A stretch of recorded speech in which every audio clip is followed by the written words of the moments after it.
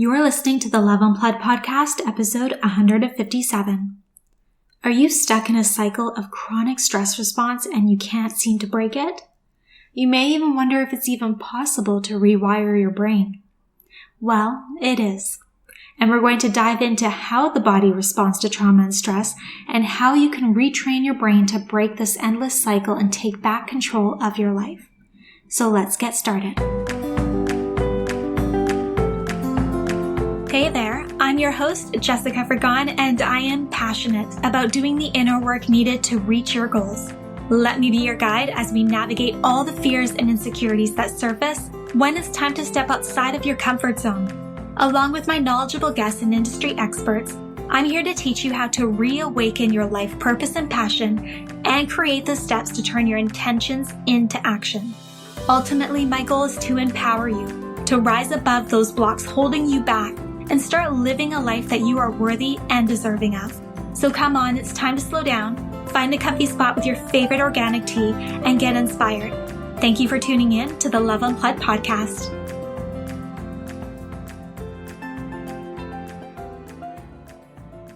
Hello, loves. Today I am joined by the lovely Lindsay Mitchell. Lindsay Mitchell is a certified physician associate, the founder and CEO of VitalSide, and a brain retraining coach. VitalSide was conceptualized through Lindsay's personal experience with chronic Lyme disease, as well as her background specializing in internal medicine. She also has extensive neuroplasticity training, which provides a unique framework to protocols taught in VitalSide, designed to effectively calm the chronic stress response and support the body in its optimal functioning. She enjoys getting to know VitalSide members personally and finding new and creative ways to make brain retraining both approachable and fun. So welcome, Lindsay. I am so incredibly honored to have you as my guest. I'm so excited to dive into your story, your personal experience growing your business, but also your expertise. But before we dive into all that, I would love for you to share a little bit more about you personally. Thank you, Jessica, and thank you for the beautiful introduction there. So personally, there's just been so much going on, right? It's the new year, it's 2023, where kind of, I don't know, most people I talk to are in this space of kind of having so much going on. You know, there's such this buzz in the air, and that's kind of what I'm feeling right now too. You know, business wise, we're adding people to the team. Personally, I'm actually getting ready for a year-long Airstream trip. So my husband, my 100-pound dog, and I will be living out of our Airstream for the next year, kind of bopping around the United States, going to different national parks. So that starts in the end of January. So lots of really kind of fun adventure stuff going on, and also looking forward to the space it's going to give me to be a little bit more creative. So yeah, everything's a bit up in the air right now. I've definitely been feeling that big energy for 2023. I don't know, like from my personal perspective and some people that I've been talking to, 2022 was such a challenging year in so many ways. And I think, like for me personally, it kind of took all the energy that I had from like the creative perspective and like wanting to like really dive into the business and, you know, all these different things that I wanted to do. And I had to keep that energy stored for like healing and, you know, just focusing on some personal things because just everything was so crazy last year. But yeah, like coming out of that, I definitely feel this shift being like, okay, that chapter is done. It's kind of time now to like focus on healing from everything that's happened and to the big container I've had to create in order to have the capacity to deal with everything that happened last year. And now focus on the future and my business and like all that type of stuff. Like I feel this huge shift, and I've kind of gotten that feeling from some people that I've talked to as well. Yes, I think it's a collective shift that's happening. And so when people ask me, they're like, oh, how are you doing? I'm just super honest, because the part of me that works in the brain retraining realm of, yeah, excited for a new year. Things are changing, things are moving. That is paired with the discomfort of the Mm-hmm. change.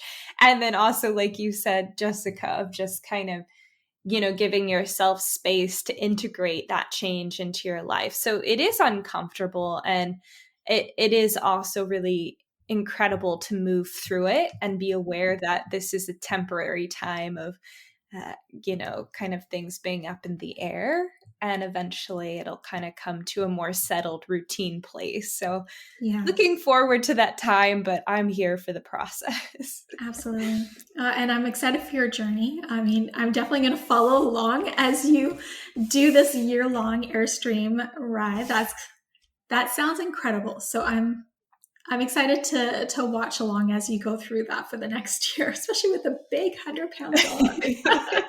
I still don't know how that is going to work, but we're going to make it work. And you know, it's something that we've talked about for a long time, and my husband and I have been married 6 years, and we love, tiny spaces and tiny homes and these types of things. So we live in a small home. We have a property where we plan on building tiny homes. And so right now we're like, let's take our Airstream and just go and really connect with nature. So being in national and state parks, I'm so excited, most of all, to just have that real direct connection to nature. I think it's something where we can be intentional in our lives, in our day to day lives, about connecting with nature, going, putting our feet in the ground, doing grounding work, being outside, cold plunges, like whatever it is you're into. But despite those things, I want to be fully immersed. I feel really kind of called to be in that space right now. So I think too, it being 2023 and kind of going through the last 3 years of, okay, we have kind of been confined, to a degree, even if, I live in Texas, Austin, Texas, and it wasn't impacted as much as a lot of other places where you had to stay at home. That said, it's still a feeling, right? It's still this kind of lingering feeling of being confined to one place. So, really excited to get some air and access to wide open spaces. You kind of make me want to do the same thing now. I hope so. Yeah, I hope this is a catalyst for people. Yeah, start dreaming about this type of stuff. I mean, building your own business, it allows you to have that type of freedom of time and to work from wherever and all that stuff. So dream big and go for it. I think that's amazing. Let's dive into this experience and then your expertise. So I want to learn more about your experience prior to you starting your business, to deciding that this is what you wanted to do. What was your health experience, you had a chronic illness that you had to deal with. What was that whole journey like? What were you doing? Were you in corporate? Like, what exactly was that life prior to this? Yeah, so this is an interesting question because, for a lot of your listeners who may be wanting to do something on their own or start a business and they have no real business acumen, they have no training in business. That was absolutely me, and I'm still learning every single day how to be a business owner. So when I started working in my career, which was now about 8 years ago, working as a physician assistant was the name at the time. Now it's called physician associate, where I worked in internal medicine in really rural communities, and I was a travel PA. So I would travel all over the world. I lived in Bolivia for a little bit, and then worked in different rural clinics and started my career in medicine. That's been my training. And even in college, like going back to college, I studied biology. I worked in a molecular biology lab.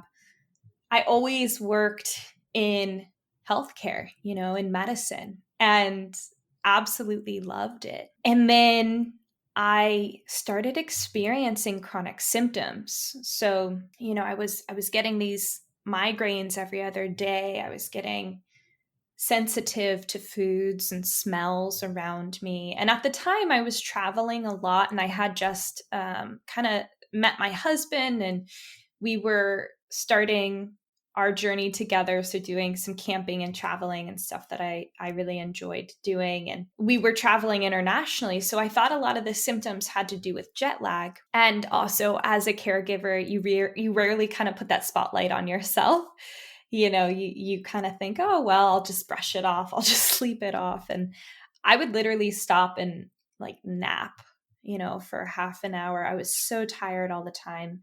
So fast forward a couple of months, very severe symptoms to the point where I was bedbound for a couple of months and received that diagnosis of Lyme disease. So then I went from kind of being really active, independent, and the caregiver to now stepping into this role of patient and being reliant on other people and other things. And my family had to come move next door to take care of me. And my husband got a job working at home.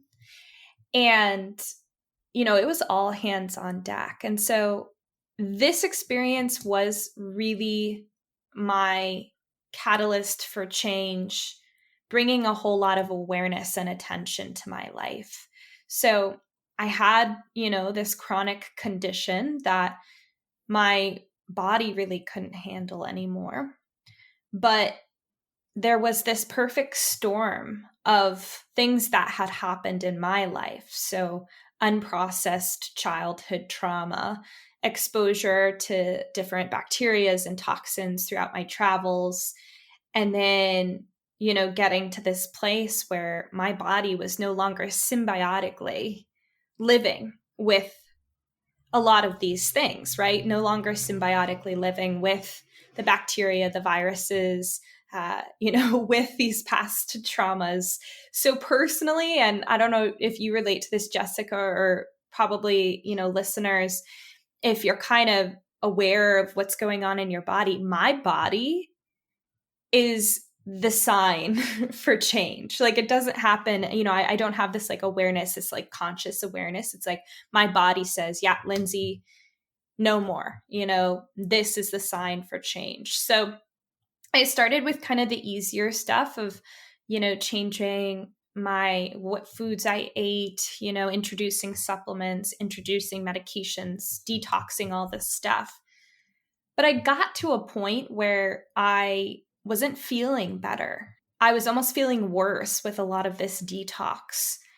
And I was taking all these medications, all these supplements, but I got even more sensitive to food, even more sensitive to, things in my environment, and I could do less. So every single day I was just surviving to go to the different appointments that I had. And it was, if you've ever had that experience where you go from being super active to being knocked on your butt, it's this huge wake up call. And I knew that there was something else that I had to do.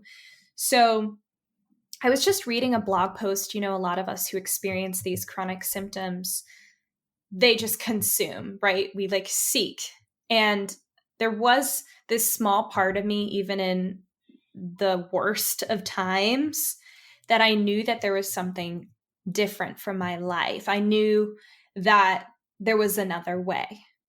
So I never gave up on myself. And I was really, really happy that I did have that little glimmer of hope, even during those dark times. And I came across a blog post all about neuroplasticity, which is just this big word, but ultimately it means the brain changes. And, decades ago, we thought the brain changed up until we were 8 years old. And then we kind of became hardwired. And then the information was like, oh, well, the brain continues to change until you're 30. And, really each part of the brain is responsible for one thing. Anyway, all this information was debunked when we learned about the concept of neuroplasticity through studying the brain in modern technology with tools that we can use to actually learn what parts of the brain react. And so we found out that neuroplasticity, the brain changes all the time, no matter what your age. And specifically, when you're dealing with chronic traumas, I'll say, so anything that your body and brain perceive as dangerous, so a childhood trauma, a toxin, a virus, your brain sends that signal of danger to the rest of the body and the body responds. So the body's going to respond accordingly through inflammation or through bloating or, hey, this food is sensitive now. But basically, you're just getting that message of danger, like danger, danger, danger is present, and your body's trying to protect you. So that was like this huge aha moment for me, because I thought, I'm relatively young. My body should be fighting this off. Why aren't I feeling better? I'm getting worse taking all of these things. But if your brain, and this was happening to me, my brain was still signaling danger to my body, even after the medication, even after the detox protocols, and my body was still responding. So my bubble in my life got smaller and smaller and smaller because that danger signal was still on.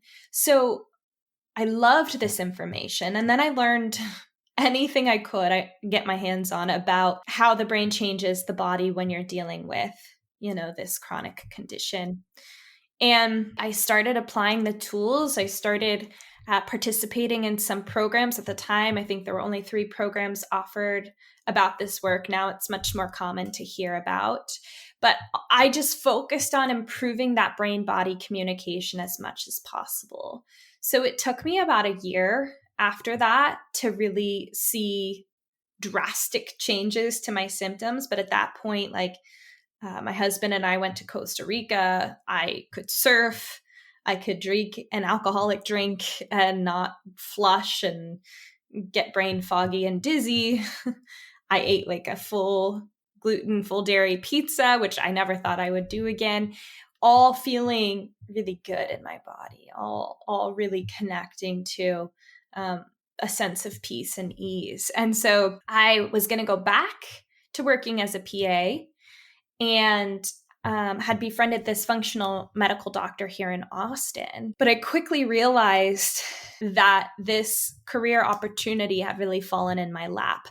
And I became so passionate about bridging the gap between mind-body medicine, life coaching work that is really used in personal development, and modern medicine. So even in the functional integrative Western world.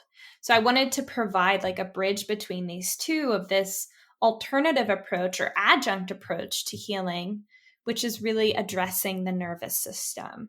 So I developed these protocols, and the idea is you compare them with whatever you're using in addition to heal. If you're addressing the physical body and you're addressing the nervous system, this is a huge recipe for feeling better. So now I'm in the business of making feeling good a habit, and I absolutely love it. And so VitalSide is something that I created by Googling how to start a business about 6 years ago, and starting that company with just me and working with clients that I had just kind of met randomly. I did about 8 months of kind of coaching prior to starting VitalSide to kind of understand what protocols worked, what didn't. And in the process, I became certified in a couple of additional tools that helped me to integrate different approaches like neuro-linguistic programming, the emotional freedom technique,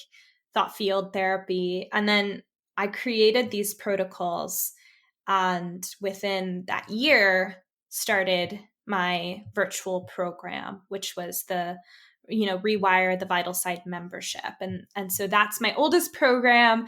It's my most popular, and that's been around now for 5 years. And so now I've worked with over 2,000 people all over the world in so many different countries. And I have 15 people currently on the VitalSide team. And it was really a project born out of passion and born out of necessity. I did feel like at the time there wasn't any other choice for me, that this was the road to take. And I think, a lot of people who can turn their pain into purpose, though it may feel like a job, some days when you wake up and you're like, oh, I have to do all this, paperwork or answering emails or whatever it is, I always come back to the passion that sparked me of the healing that I went through, and seeing all these other people. And I directly communicate with my members daily, hearing their stories of healing. Like, that's why I show up. That's why I continue to do what I do. So it's been a really cool, organic process of growing the business. And here we are 5 years later. That's amazing.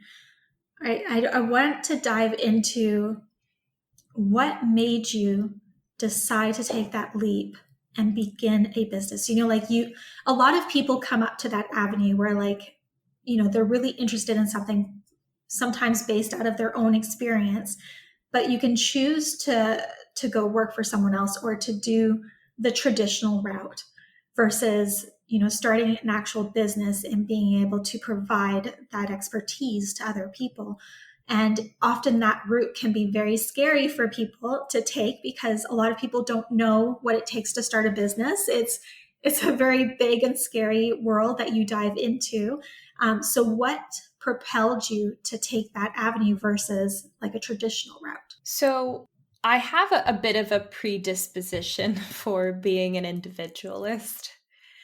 I've never really done things in the way that, is typical or normal. So I'll just start out by saying that, because I know, some people, the thought of starting a business may seem really scary, but something that was likely born out of trauma. And, a lot of our personality traits have been born out of trauma. I'm here for it. I'm okay with that. But because of, childhood trauma I experienced, I always felt like I had to be strong. I had to do things differently. And I had to kind of forge my own path. So this is something I've definitely worked on throughout the years, but I've learned to integrate it in my life in a healthy and in an effective way. And that was something that didn't, as a result, I didn't feel super scared by the concept of starting a business. And so I just want to preface it with that, because I know not everyone is like that. That said, I also had this support. So like I said before, I felt like there was no other option. So I had been trained in medicine, working as a PA. And when I went back to work, it didn't light me up in the same way. And I thought, there's a million people doing something like this. I need to do something differently. And I know for a fact, like, personally, I find it so difficult to do something that I'm not fully aligned with. And that to me is more hindering than doing something that comes with a consistent, steady paycheck.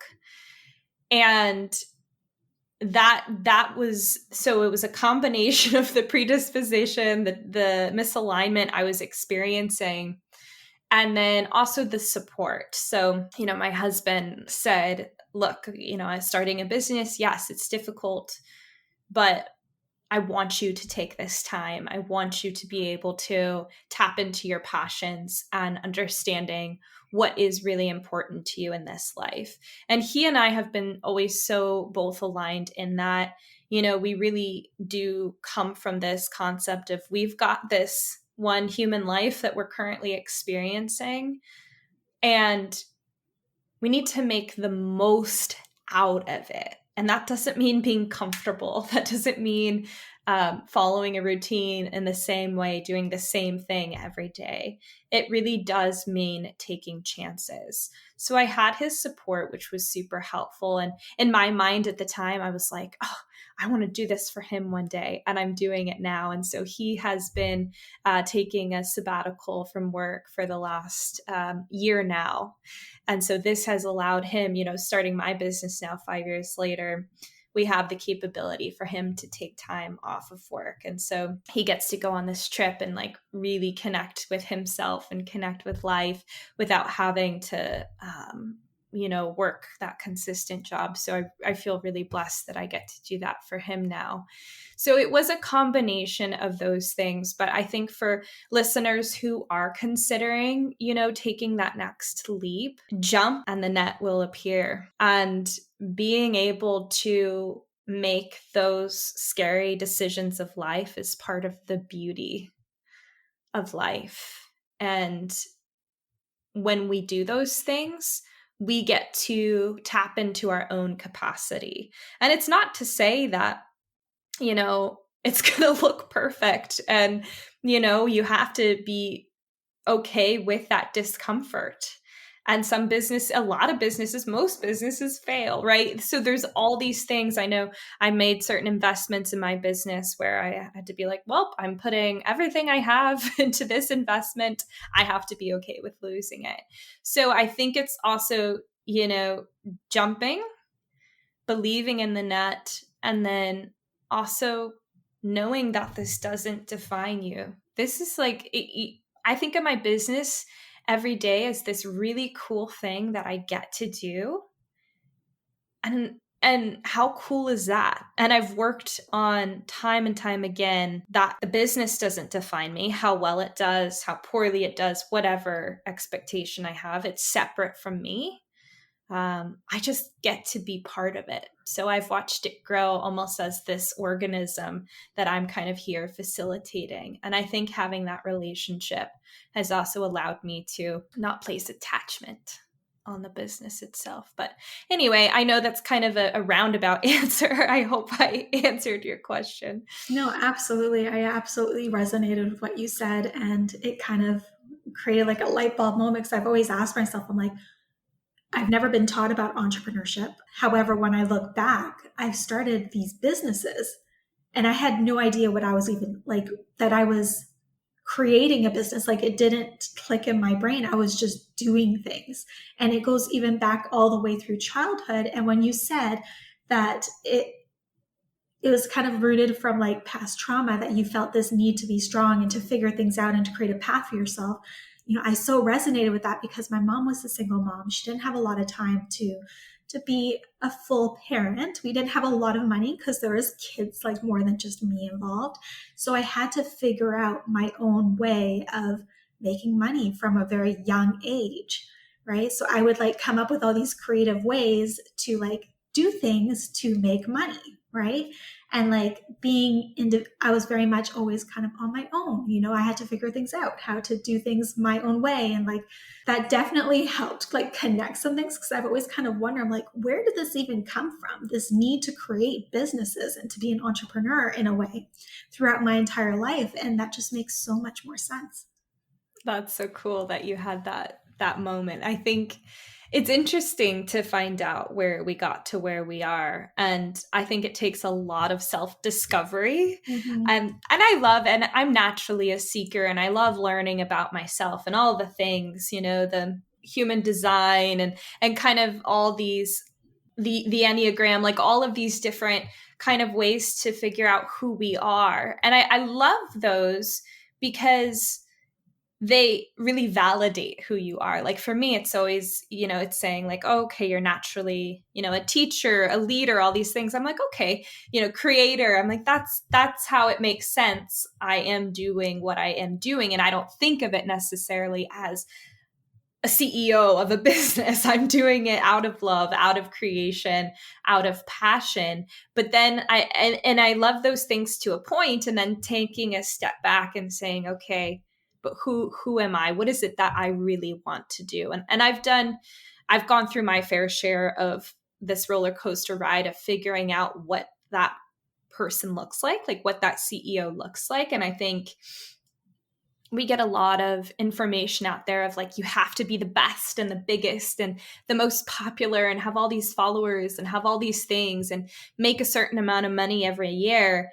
And I've just called BS on that time and time again. And so being able to like have some information, learn about yourself, learn about business and how to conduct business, and then take a step back and be like, yeah, but who is it that I want to be? what do I connect with? What do I really want, out of this life and out of my business? And I think, I don't know about you, but I have to come back to that almost monthly, to really understand what it is and who I am being in this process. It's so easy as business owners because we're so immersed into like the online space or like, conversations with other people, and they're talking about all these things like metrics and like, how your business should be growing and like all that type of stuff. And it's so easy to get caught up in it. And I, just like you, have to like, whoa, no, that's not important to me. It's actually more so about this. I don't want to be a big company. I don't want to grow to six figures. That's not my goal in life. I want to be like this place, or like, no, I don't want to grow my social media. I just want a very small, engaged community. You know what I mean? Like, there's so many different things get kind of thrown at us as business owners where it can dilute kind of what you ultimately want and who you are. And it's so important to like come back to that place on a regular basis, however frequency that needs to be, so that you don't go off course for too long.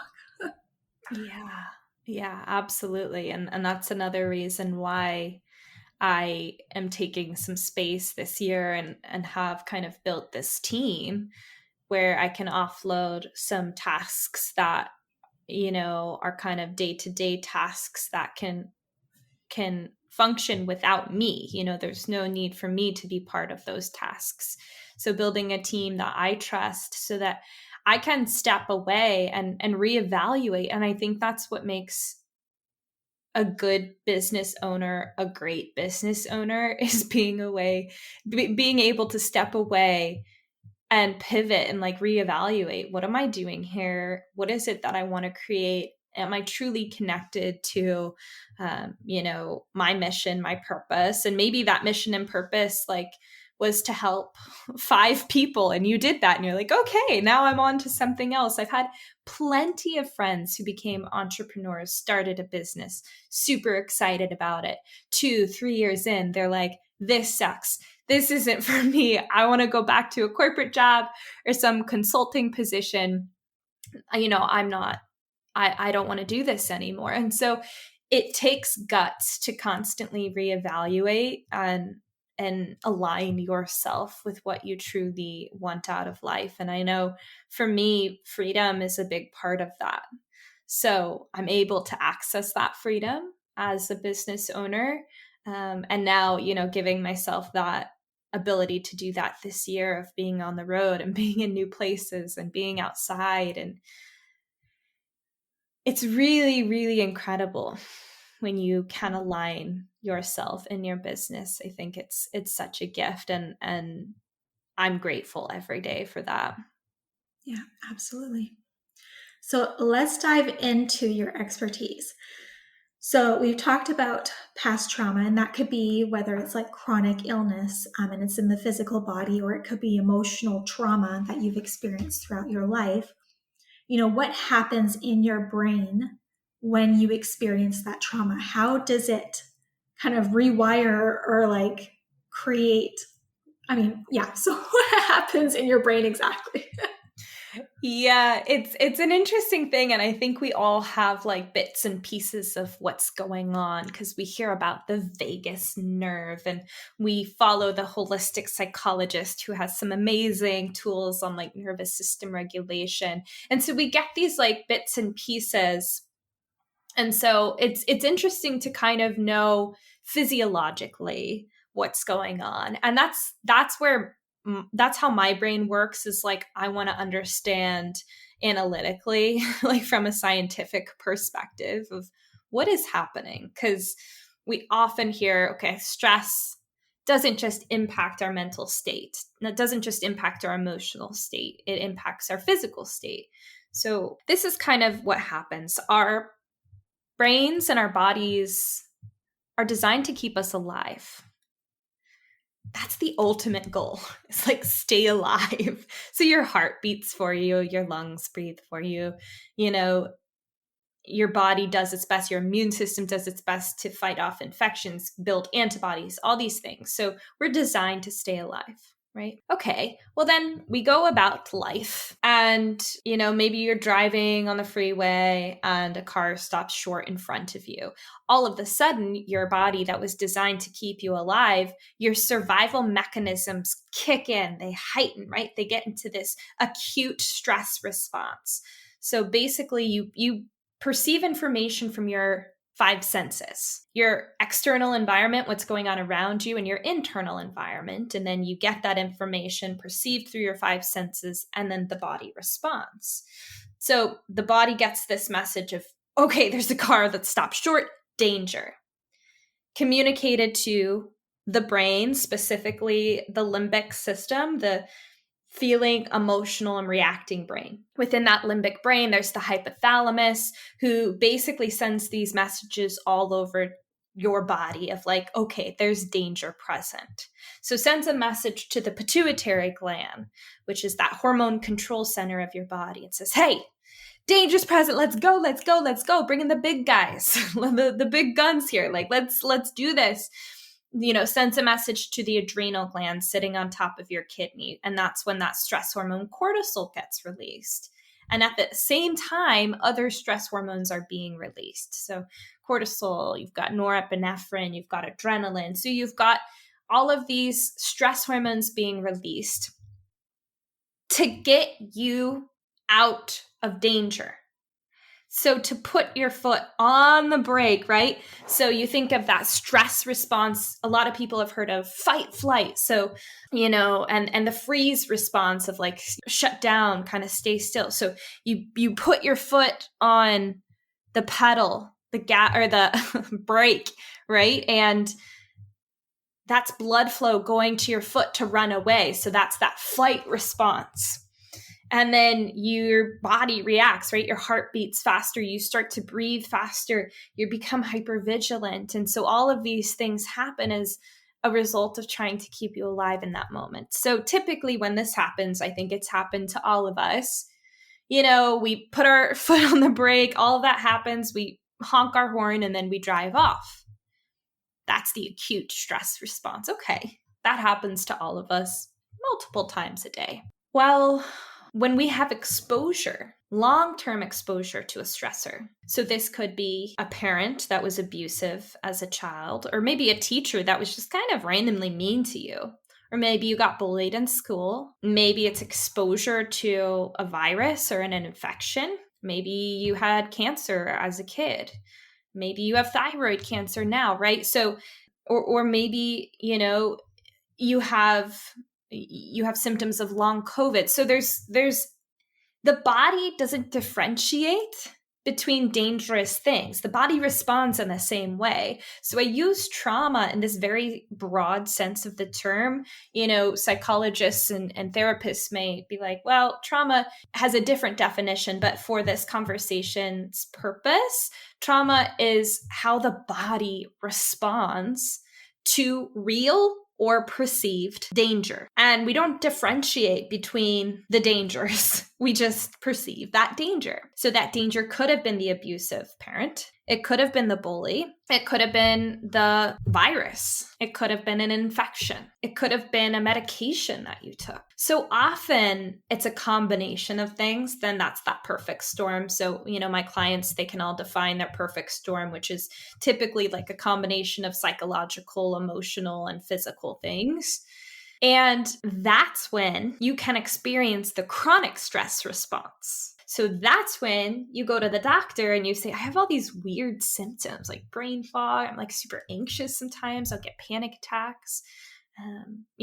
All of a sudden I've got these like sensitivities. Everyone is different in how their body reacts. But when you experience the chronic stress response, you heard about the acute stress response. Well, when that stress response becomes chronic, it looks a little bit differently. For example, cortisol gets produced acutely in that acute stress response, but if that danger response is always on, the cortisol levels begin to drop because you can't produce that much stress hormone. So that's where you may be like, oh, and then I experience adrenal fatigue, right? Because of that 24/7 chronic stress response. So then you go to the doctor and you're like, I'm not producing any cortisol. And then maybe you take a hormone test and your hormones are all dysregulated. Well, if you're constantly receiving that message of danger, the pituitary gland is constantly sending that message of danger to the rest of your body, and the hormones respond. So then you can get that dysregulated hormone on a lab test, or you can,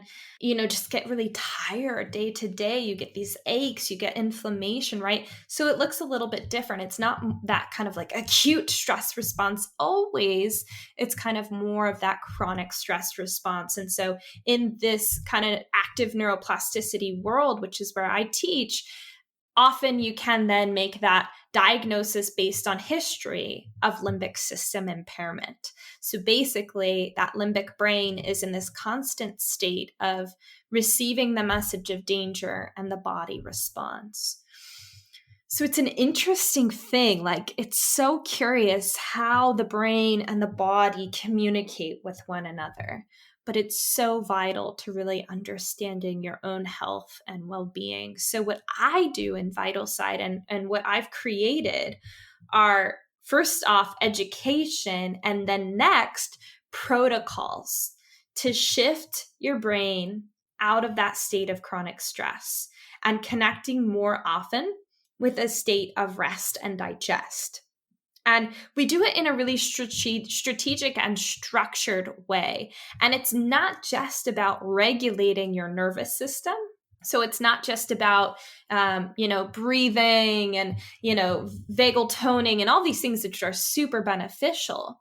But it's about breaking that pattern of the chronic stress response again and again, and training with some of the things you want to do again. So, training to go to that yoga class, or to go on that 5K run, or training to eat the foods that you love again. So it's this process of changing our brain's sympathetic dominant or fight, flight, freeze response in association to certain things, certain foods, certain activities, certain chemicals, all of this stuff. And we're diminishing that stress response and introducing a parasympathetic dominant state of growth and repair, or rest and digest, more often than not. And we do this to break the pattern of that stress response. And so brain retraining, it's this process. It takes time. And I typically recommend people, when they join the Rewire membership program, it's a 6-month minimum process of using these tools daily, but it's getting ourselves out of that chronic state of stress. So it is an intricate process, and Rewire was specifically developed for people with chronic symptoms and chronic illness, kind of starting with where you are. But I've learned over the years how 95% of the population is in this state of chronic stress that hasn't kind of come to a head in this physical body perfect storm where you have chronic symptoms. So now something that I've been working on recently is creating a program to break that chronic stress response for everyone. So for busy people, entrepreneurs, people who are dealing with chronic stressors and anxiety, to basically be this prophylactic method to stop the stress response before it becomes so chronic that you're dealing with an autoimmune condition, or another chronic illness. So that's something that will be coming out in just a few months in 2023. Wow. Okay. So I could dive into this for like 2 or 3 more episodes, but that is insane, because this is exactly what I've been trying to figure out. So obviously, everybody has past trauma, whether it's like chronic illnesses or, emotional things that you've dealt with throughout your life and whatnot. And, like this past year, like I was mentioning, things have kind of come to a head a little bit. And I think it's been triggered by other stresses due to the last 3 years. And I was like, trying all these different modalities. I'm like, but it's not stopping the pattern. Why am I reacting to this? And I know it's due to something that's happened in the past or whatever, but I'm like, I need to break that cycle. Like, that pattern needs to change. So one, it's fantastic to know that that's even possible, to rewire your brain to be able to stop that loop right? That cycle that keeps repeating itself. But just knowing that something is available out there that has the right tools that you need in order to rewire that brain. So if you can talk about Rewire and any other services that you have available that are open at this time, and what people can kind of expect a little bit more from. Yeah, absolutely. So I get that brain retraining, it's not common knowledge at this point. It is becoming more common. You hear about it more. I love it. I did a talk earlier this year with about 300 people, and I asked who here has heard of neuroplasticity and then brain retraining, and almost everyone raised their hand. So I'm so excited it's becoming more common knowledge. If you are totally new to this, or maybe you've heard some of these keywords before, and you're like, I never know how to begin. Like, is it therapy? Is it diet change? And you're not really sure what it is. I have a program called Reset, and it's a really small monthly membership fee. Right now, it's $14.99 a month, and it's designed as a 7-day brain retraining course. So in 7 days, you get this real quick information on how to make changes to your brain that change your body. And so you get these like really tangible educational tips, and then you get a exercise to do every day. That's a brain retraining tool. So if you're totally new to brain retraining, that's the one I would start out with, Reset, which is linked on my website, which will be in the show notes. And then Rewire is the membership program that has been the lifeblood of Vitalside for these past 5 years. And so this is that fully comprehensive program. I think it has over 12 hours of video content combined with a 60-page guidebook, combined with a private cohort, access to your annual subscription in the course. And then you actually get a month free of group sessions as well, and then access to private sessions. So this is that kind of deeply repatterning of that chronic stress response. So it is that time commitment. It is a daily commitment of using these protocols, but we start slow. You first learn the education, the how the brain changes, and then you start introducing the protocols to break this pattern again and again. So it is a process, and it is a commitment, but I've always loved that program because this is where people, someone who started, I guess it was last year, and had gone from being in a wheelchair to then going paddle boarding, within a 12-month period. And it's doing those things again. So making feeling good a habit so you get your life back. And in the process, your immune system begins to function better. Your body begins to work for you. You begin to naturally feel better and connect with your life. So that's the Rewire program, really designed for people with those chronic symptoms. And then you can absolutely stay tuned for this new program coming out in 2023, which is for that person who may not necessarily have the chronic illness, but is wanting to break that pattern now. So this is a really cool program. I've had so much fun designing it. And it's really going to be tangible things that the busy person can use every day. And I've also made some modifications for new parents. So for a mom who has just become pregnant, or, really new parents, because it's natural for your body to get into that stress response. So it's about kind of reconnecting with your own capacity to move out of that stress response. So there's some modifications there too, but I'm really excited for this new program. So you can stay tuned, and definitely keep an eye out on my Instagram at MyVitalSide for more information on that new course. I will definitely keep my eyes out on that for sure. That seems like something right up my alley, to be honest.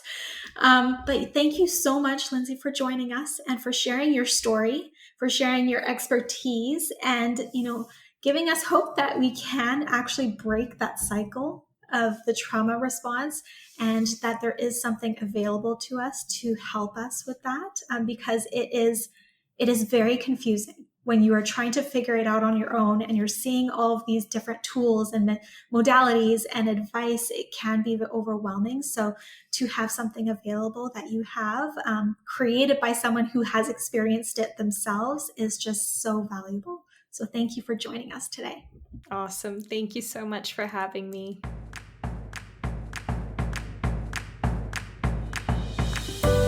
I'm Jessica, and thanks for tuning in today to Love Unplugged, the podcast. If there are any questions or topics you'd love answered on the show, head on over to www.projectloveco.com and share your request with me. If you haven't yet, go to iTunes and subscribe, rate, and review this podcast and share it with a loved one. Your feedback means the world to me, and the community we've created is what fuels our discussions here. After all, this is all for you. Join me next time for another unplugged conversation.